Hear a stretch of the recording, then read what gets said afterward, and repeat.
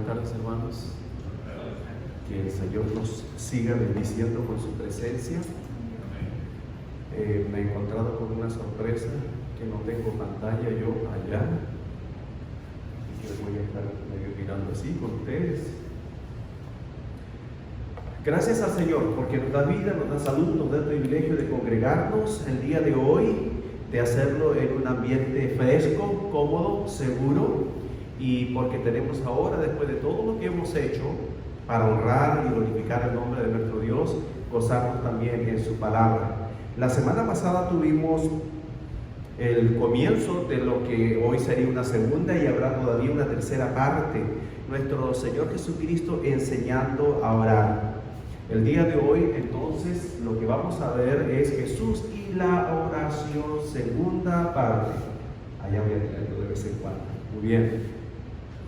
Hermanos, los pasajes están ahí en pantalla para los que hacen apuntes, y nuestros hermanos que están en Facebook, ellos los han recibido de manera inmediata en una fotografía.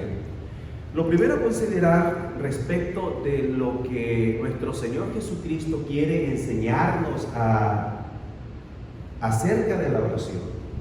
La semana pasada yo quedé muy grato en la forma en que Él lo hizo. Y el día de hoy mi gran desafío es que de igual modo nosotros podamos quedar gratos o complacidos en el entendimiento. La enseñanza no cambia, pero la forma en que nosotros lo entendamos o el que podamos entenderlo de una mejor manera, a eso me estoy refiriendo. La primera pregunta a considerar es una pregunta propia de reflexión. ¿Cómo debería orar? ¿Cómo debería orar? Lo primero de todo, lo vimos la semana pasada, es la actitud.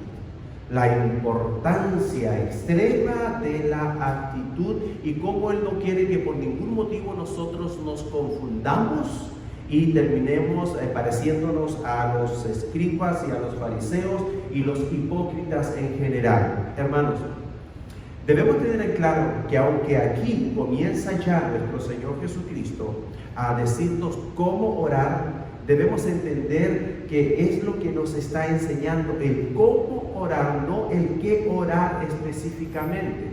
Yo no sé cuántos han tenido la oportunidad de ir a una subdivisión o a un nuevo proyecto o a una nueva villa cuando está en desarrollo y comienzan a parcelar, o sea, a subdividir el terreno en lo que posteriormente será cada uno un solar, donde cada uno de ellos irá a una casa, y también comienzan a dibujar las calles. El paso posterior es la primera casa. Cuando ya aparece la primera casa, decimos esto va en serio.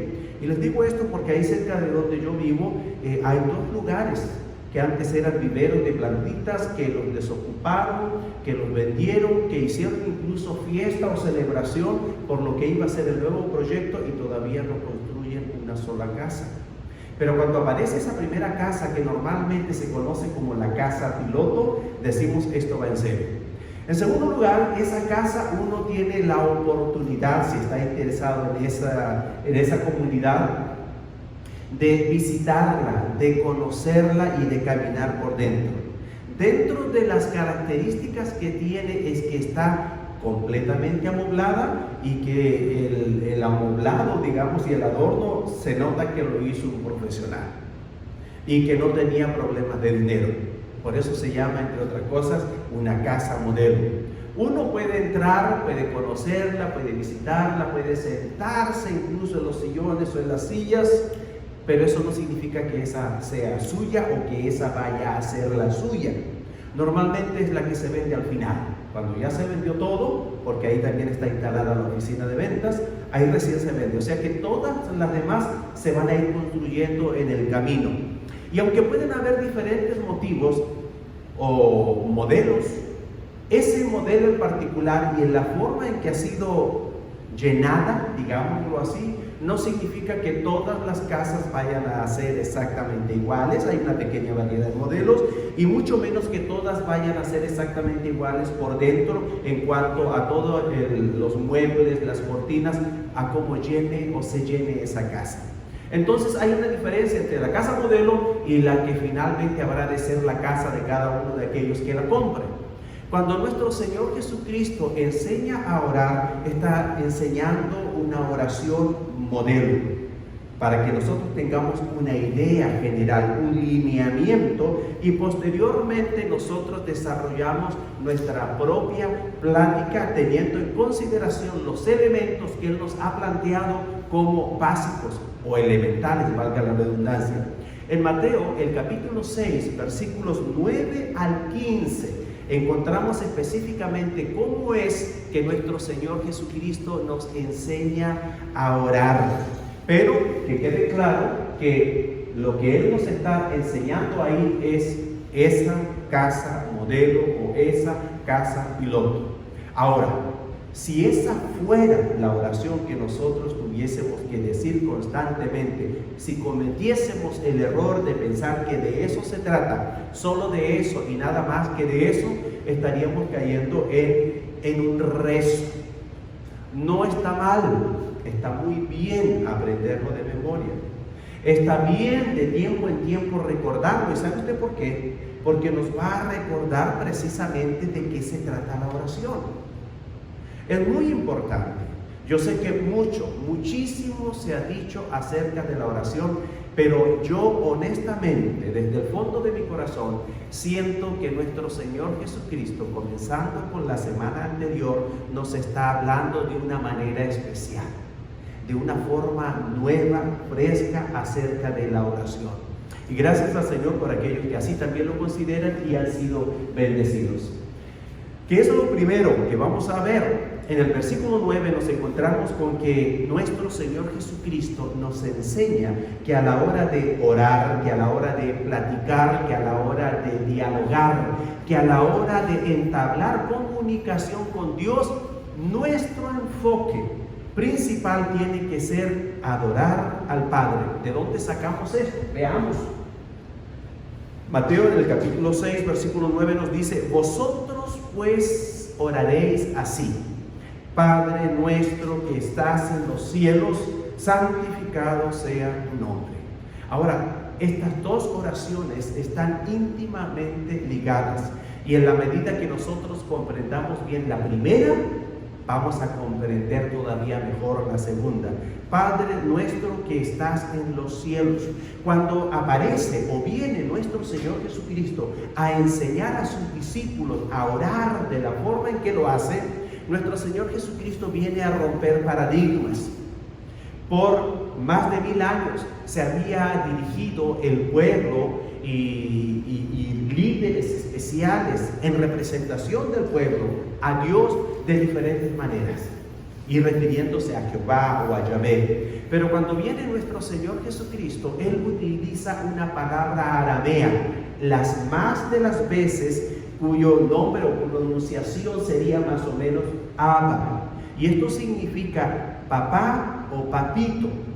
Entonces, que venga nuestro Señor Jesucristo, el Hijo de Dios, a enseñarnos ahora que debemos o podemos platicar con Dios de esa forma tan cercana, tan íntima. Definitivamente, mediante esta forma de platicar con Dios, Él nos enseña a acercarnos. Nos dice Él, en otras palabras, que espiritualmente hablando, nosotros podemos venir y acercarnos y sentarnos en el regazo de nuestro Dios, que es nuestro Padre Celestial. Padre nuestro que estás en los cielos. Lo segundo dentro de esa misma oración es que hay un reconocimiento de parte de nuestro propio Señor Jesucristo, que quiere que nosotros también tengamos. Que Dios, nuestro Padre, ¿está dónde? En los cielos. Más allá de este cielo, más allá del otro cielo, fuera del planeta y todavía mucho más allá. ¿Qué quiere decir esto?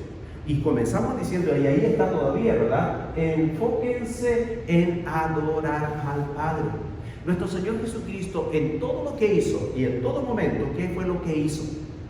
Adorar a Dios y glorificar a Dios por medio de su obediencia, y obediencia hasta la muerte y muerte de cruz. Esa fue su vida, ese fue su carácter, y Él quiere que nosotros como cristianos, como hijos de Dios, como discípulos de Él, adquiramos o forjemos su propio carácter en nuestras vidas. Y lo primero de todo es reconocer la grandeza de Dios, como que Él está en los cielos. Nos está diciendo, Él es todopoderoso. Y Él está en un lugar donde nosotros no le podemos alcanzar físicamente, pero con quien habremos de estar por la eternidad espiritual y realmente. Que Él esté en los cielos nos está diciendo que Él es todopoderoso, pero también nos está diciendo que Él todo lo sabe, todo lo ve.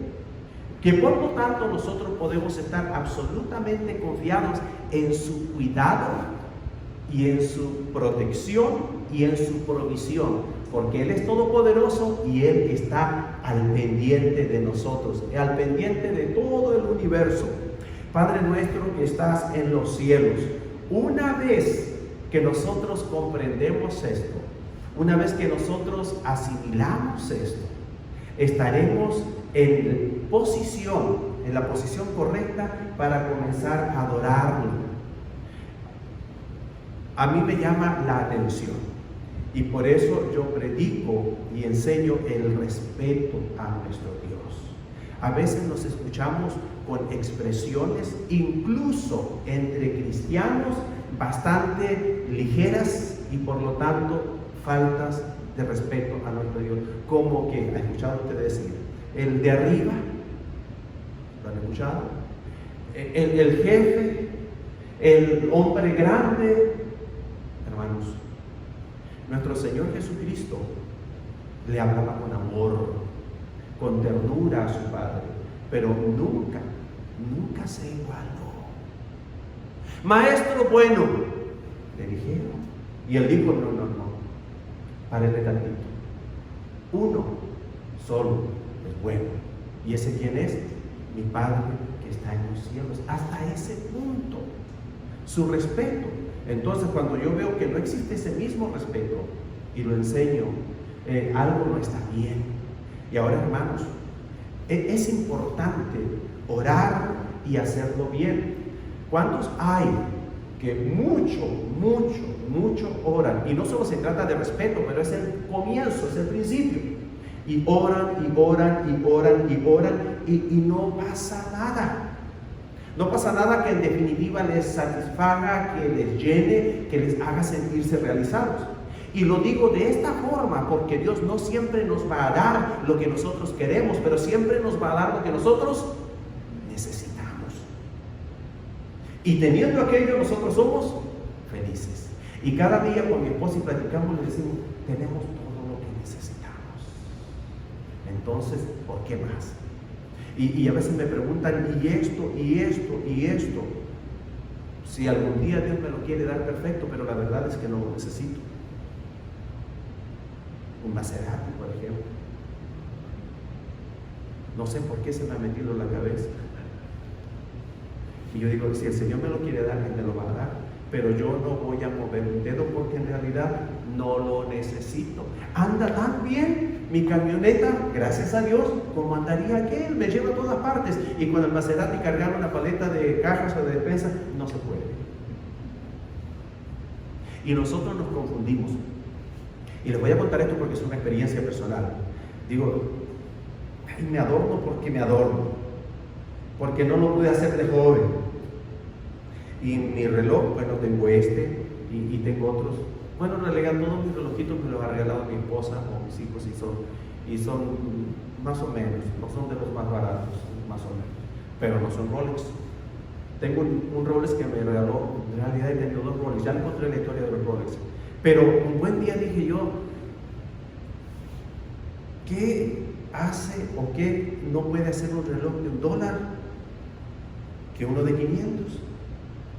Y me ordené como 10 relojes y de piel cafecita y doradito, 10 relojes. Y me puse uno y dije, lo bueno, y anduve con él como 2 semanas. Hasta el domingo lo traje, no sé si me lo vieron, me lo criticaron, no sé. Y yo dije, pues veo la hora perfecta. Y hermano Andrés, ¿no trae el reloj? Le dije yo, toma, te lo doy. Nunca se lo puse y ya sé por qué. Y yo andaba regalando relojes y nadie me los quería recibir. Ahí me debe quedar todavía, los demás se perdieron, pero sí, todavía debe haber unos 3. como un día mi esposa me dice, sáquese ese reloj, me dice, se ve muy corriente. Pero daba la hora perfectamente por $1. Hermano, porque nosotros podamos entender de que tenemos todo lo que necesitamos. De ahí en más, ya es lujo, ya es chiflazón. Y todo lo que sea chiflado puede levantar la mano. Somos varios. Bueno, pero el Señor nos disculpa, es que Él nos chifla a veces sin que le pidamos, ¿verdad? Muy bien, entonces enfóquese en adorar al Padre, porque es nuestro Padre que es todopoderoso, el que nos mira y nos cuida y nos protege. Y cuando ya nosotros entendemos eso, nos maravillamos y decimos, santificado sea tu nombre. ¿Y qué quiere decir esto? En términos simples, que le honremos, asegurarnos de que Él recibe todo el respeto que merece. Y aquí viene lo que les estaba platicando. Santificado sea tu nombre. No se trata solamente de decirle santificado sea tu nombre, sino de toda nuestra actitud y de todo nuestro platicar, que en todo momento le estemos honrando, santificando su nombre. ¿De qué manera? Bueno, asegurándonos de que Él está recibiendo todo nuestro respeto, que no estamos hablando con el vecino, que no estamos hablando con cualquier persona, y que no confundamos, como sucede en el mundo y en las relaciones humanas o interpersonales, que el exceso de confianza causa menosprecio. Nunca nos equivoquemos en eso con nuestro Dios. Entonces, enfocarnos en adorar al Padre. Santificado sea tu nombre. Lo siguiente, enfóquese en la voluntad del Padre. Primero enfóquese en adorar al Padre, después de que usted lo está adorando, porque vamos a ver al final que de eso se trata en definitiva la oración. En adorarle, en todo el proceso, en todo el diálogo, porque no se trata de pedirle. Las más de las veces muchos lo asocian con solamente pedir. Si Él quiere que le pidamos, pedid y se os dará. No recibís porque no pedís o porque pedís mal. Pero también dice de que en realidad ni nos preocupemos, que busquemos el reino de Dios y su perfecta justicia, y que todas las demás cosas vendrán por añadiduras. Y nos dice también de que Él no tiene necesidad de que le estemos dando, quedando, martillando, como se dice popularmente, porque Él sabe de todas las cosas que tenemos necesidad. Y si vosotros, siendo malos, sabéis dar buenas dádivas a vuestros hijos, ¿cuánto más nos dará vuestro Padre Celestial? ¿Se dan cuenta ustedes? Entonces, en realidad la oración no es solo para pedir. En realidad, lo último es el pedir. La oración es para dialogar, para tener comunicación con Dios y hacer posible o incrementar nuestra comunión.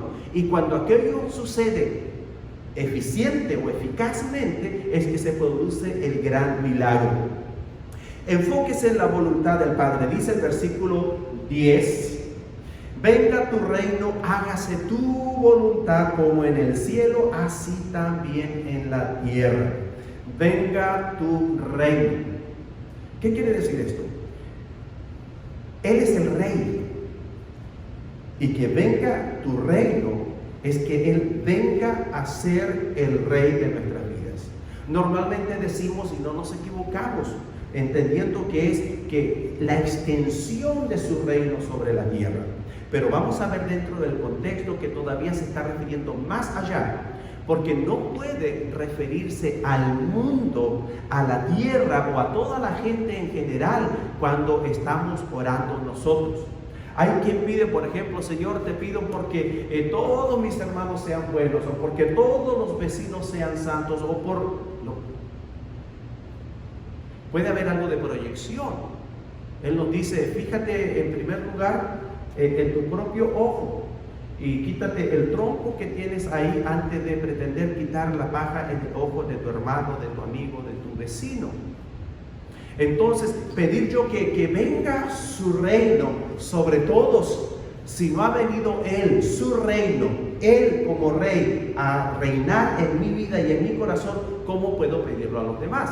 Entonces se está refiriendo en primer lugar a cada uno de nosotros, y cada uno de nosotros, aunque podemos pedir cosas en general y para todos, asegurémonos en primer lugar de nosotros tenerla y pedirla para nosotros primeramente. Usted da amor, mucho amor. Para dar amor, ¿qué es lo que hay que tener? Mucho amor. Ama a tu prójimo como a ti mismo. ¿Se dan cuenta? No podemos dar lo que no tenemos. No debemos pedir para otros lo que a nosotros tanta falta nos hace en primer lugar. Venga tu reino sobre mí, sobre mi vida, sé mi rey, y hágase tu voluntad en mi vida, que yo obedezca. Venga tu reino, sé tú mi rey, venga tu reino sobre mi vida, enséñame y ayúdame a comportarme como un verdadero súbdito con usted que es el rey. En otras palabras, estoy pidiendo algo grande y difícil para mí mismo en primer lugar. ¿Cómo puedo yo pensar que el mundo entero va a cambiar? Si el mundo entero va a cambiar, ¿quién debe comenzar? Exactamente. Señor, te pedimos un avivamiento, dice el corito, pero que empiece ¿dónde? Primero en mí. Esa es nuestra oración. Hágase tu voluntad, hágase tu voluntad como en el cielo, así también en la tierra. La voluntad de Dios en el cielo es absoluta.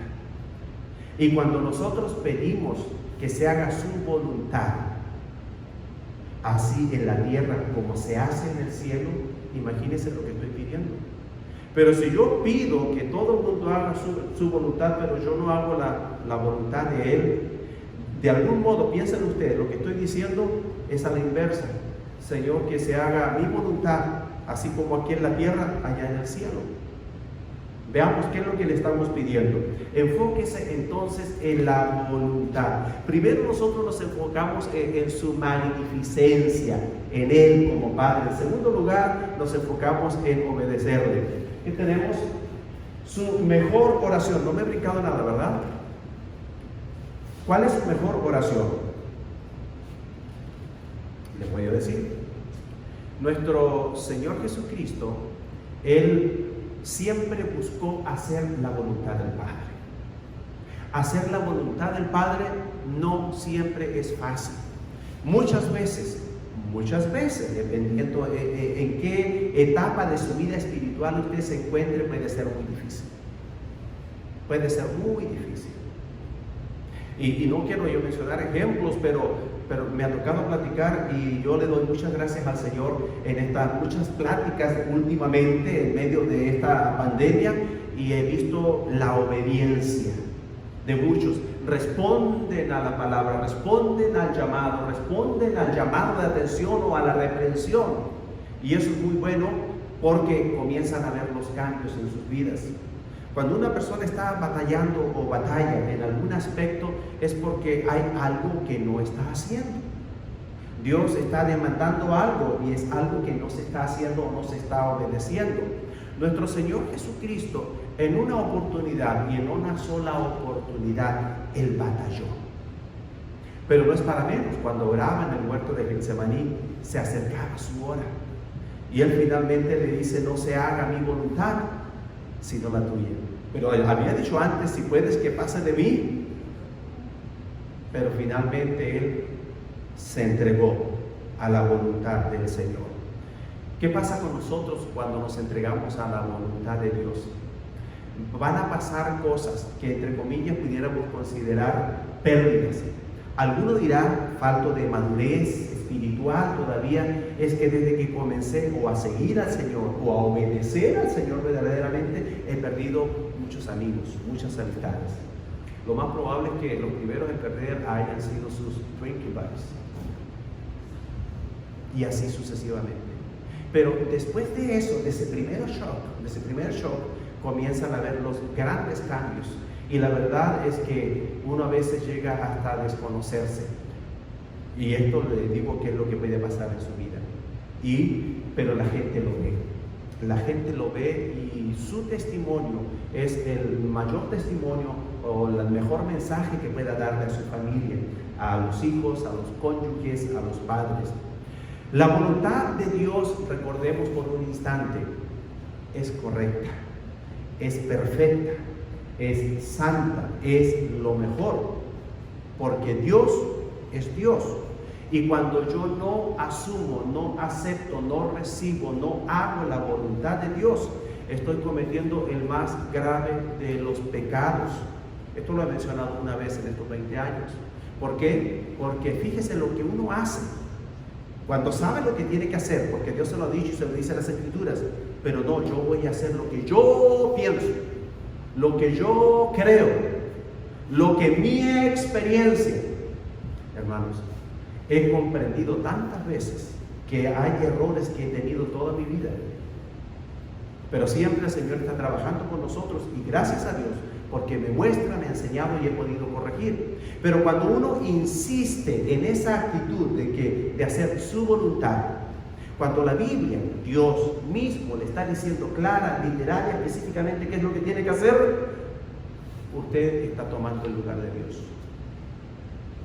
Usted está ofendiendo a Dios, porque con esa decisión de hacer su voluntad, usted le está diciendo: yo soy más inteligente, yo sé más, yo sé lo que me conviene, como Satanás mismo. Entonces es dura cosa no buscar, no conocer y no hacer la voluntad del Señor. Su mejor oración, en definitiva, es pedir la voluntad de Dios que se haga en su vida, pero sabe que la voluntad de Dios no se hace de manera automática. Hay cosas que sucederán, pero últimamente tiene que ver con sus decisiones, con su voluntad de llevarla a los pies de nuestro Dios, a los pies de nuestro Señor Jesucristo, y ya no vivir yo, dejar que viva Cristo en mí o a través de mí. Finalmente, este es el pasaje, no lo había puesto, hermanos, lo estoy mirando ahí. Vamos a lo quinto. La oración cambia las cosas. Normalmente decimos que no, es que en realidad, yo les voy a explicar. La oración sí cambia las cosas. Elías oró para que no lloviera, y no llovió. Y después oró para que lloviera, y llovió. Y nosotros oramos para que los huracanes no lleguen a Brownsville, y no han llegado. Entonces, sí cambia las cosas, cambia las circunstancias, pero ¿sabe qué? Primero nos cambia a nosotros. Y ahí recordamos que primero me cambie a mí. Cambia las circunstancias. Entonces, lo que Dios nos está diciendo a nosotros, de alguna forma recapitulando, quiero tu adoración. Céntrate en quién soy, en dónde vivo y qué deseo, porque entonces querrás hacer mi voluntad. La oración le cambia a usted. Cuando una persona ora, yo siempre he dicho, se nota y se nota mucho. Moisés, cuando platicaba con Dios o cuando platicó con Dios, dice que su rostro brillaba. Una persona que está en oración cambia su rostro. Cambia. Pero a veces la persona no cambia porque no está orando bien. Y el día de hoy nuestro propio Señor Jesucristo nos dice: acérquense a mi Padre, que es vuestro Padre, háganlo con amor, con ternura, porque Él les ama, confiados en que Él Todopoderoso y que todo lo ve, tiene cuidado de ustedes. Adórenle, adórenle. Y la mejor manera de adorarle es con la obediencia, así como la peor manera de deshonrarle es desobedeciéndole. Por uno que desobedeció, toda la humanidad cayó en desgracia. Pero gracias a la obediencia de nuestro Señor Jesucristo es que nosotros ahora contamos con este camino abierto a la presencia de Dios. Hay unos versículos clave que voy a decir rápidamente, mis hermanos, además de ese. Dice: mas la hora viene, y ahora es, cuando los verdaderos adoradores, porque de eso se trata la oración, de adoración.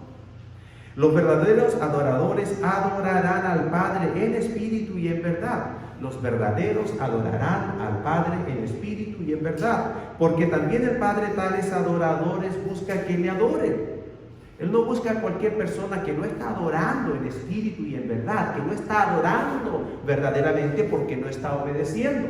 Él busca a adoradores, verdaderos adoradores, en espíritu y en verdad, o sea, aquellos que se acercan de la forma correcta y que terminan obedeciendo o comienzan obedeciendo, como queramos decirlo. El versículo 24, que es el que sigue, dice: Dios es espíritu, y los que le adoran en espíritu y en verdad es necesario que le adoren. Y continúa Romanos, número pasado, sí, Romanos 12:1, pero en esa versión primero dice: así que, hermanos, os ruego por las misericordias de Dios que presentéis vuestros cuerpos en sacrificio vivo, santo, agradable a Dios. O sea, obedezcan. El cuerpo, la carne, ¿qué es lo que quiere? Tantas cosas. Y eso incluye la mente carnal, pensamientos con los que hay que luchar, con los que hay que batallar. Y que hay que tomar esos pensamientos y llevarlos cautivos a los pies de Cristo, confesarlos y entregárselos para que Él tome cuidado de ellos y nosotros también hacer nuestra parte. Pero esos cuerpos en sacrificio vivo, santo y agradable son de obediencia a Dios. Y dice que es vuestro culto racional. Para mí, sinónimo de esa adoración verdadera en espíritu y en verdad. La siguiente traducción en lenguaje actual dice: por eso, hermanos míos, ya que Dios es tan bueno con ustedes, les ruego que dediquen toda su vida a servirle y a hacer todo lo que a Él le agrada. Así es como se le debe adorar. ¿Cómo se adora a Dios? Dedicándonos a hacer su voluntad, que es lo que le agrada. Nuestro Señor Jesucristo no tenía por qué bautizarse, pero Él lo hizo para darnos también ejemplo de lo que nosotros debíamos hacer. Él no solo se humilló haciéndose un ser humano en la carne, sino que todavía luego yendo al bautismo como que si hubiera sido un pecador y morir en la cruz como un pecador. Pero lo hizo en obediencia al Padre y para dejarnos ejemplo. Y todo lo que hizo siempre tuvo ese cuidado. Pero lo importante o lo interesante de esto es que cuando Él obedecía, Él complacía al Padre. Y en ese momento, desde su bautismo por inmersión en el agua, dice que se escuchó la voz del Padre que dijo: este es mi Hijo amado en quien tengo complacencia. Y eso es lo que Él quiere o a lo que Él aspira en su corazón de parte de cada uno de nosotros. Complacerse en nuestras vidas de obediencia. Ese es su gozo, ese es su placer, esa es su honra. Es la forma en que nosotros le santificamos o santificamos su nombre. Muy bien, hermanos. La pregunta del día: cuando mira hacia Dios, ¿cómo ve que Él le invita a hacer su voluntad en la tierra? Usted tiene que estar al pendiente y ver de que Dios le está invitando. ¿Cómo lo hace? Si no descubre cómo Dios le habla a usted invitándole a hacer su voluntad, entonces usted tiene que platicar con el Señor y pedirle claramente: Señor, yo quiero que usted me indique de una forma especial, de una forma directa, de una forma en que yo lo entienda, porque a veces me confundo o puedo confundirme. ¿Qué es lo que usted quiere que yo haga? ¿Qué es lo que usted quiere que obedezca a su voz en este momento? Y la conclusión el día de hoy es: toda oración a Dios debe ser una adoración. Y adoración para mí es a Dios oración. Recuérdenlo así. Y toda oración a Dios debe ser una adoración, a Dios oración. Y la oración que tenemos, yo no sé si lo pueden ver, ahí en sus lugares me acompañan y la decimos juntos: Señor, calle las voces en mi corazón que solo tienen que ver conmigo. Incline mi rostro hacia el suyo para que pueda darle la bienvenida con adoración, reconociendo quién es usted. Amén y amén.